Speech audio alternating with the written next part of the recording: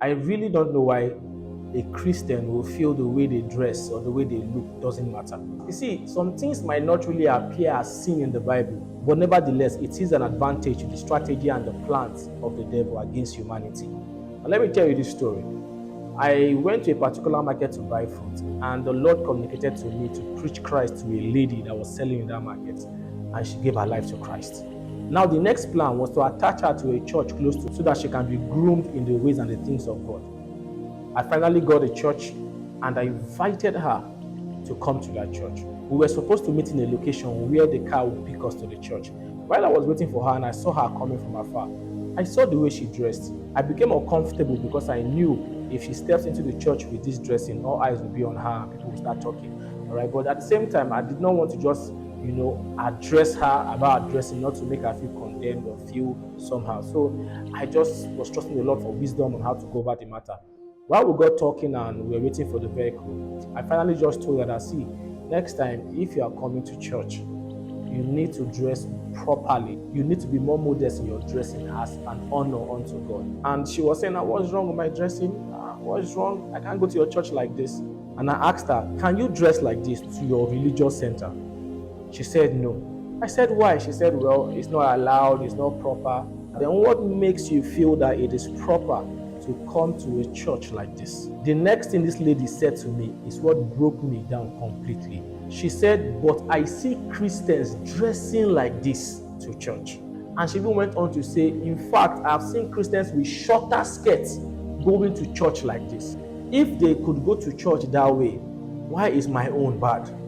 I just knew that I had a lot of work to do. And I began to communicate to her that it is not everything that we see happening that is right.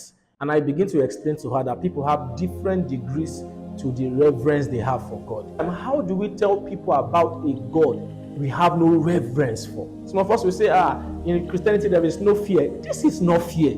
This is reverence. You see, your reverence for a thing shows the value of that thing. This is why when people come to our house, they put up their shoes at the door.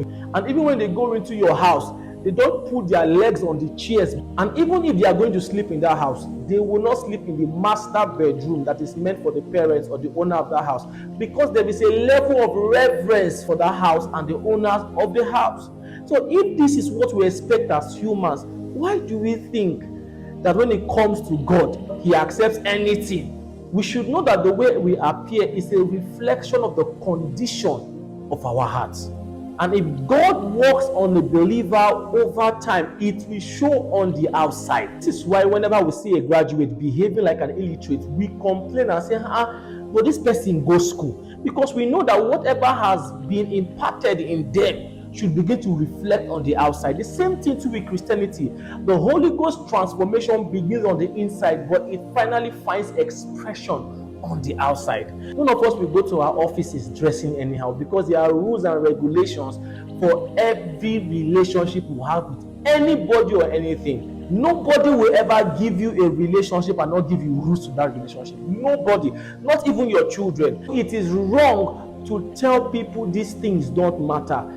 The Bible explains to us that God is a God of instructions. And lastly, to every believer, there is nothing like church dress code.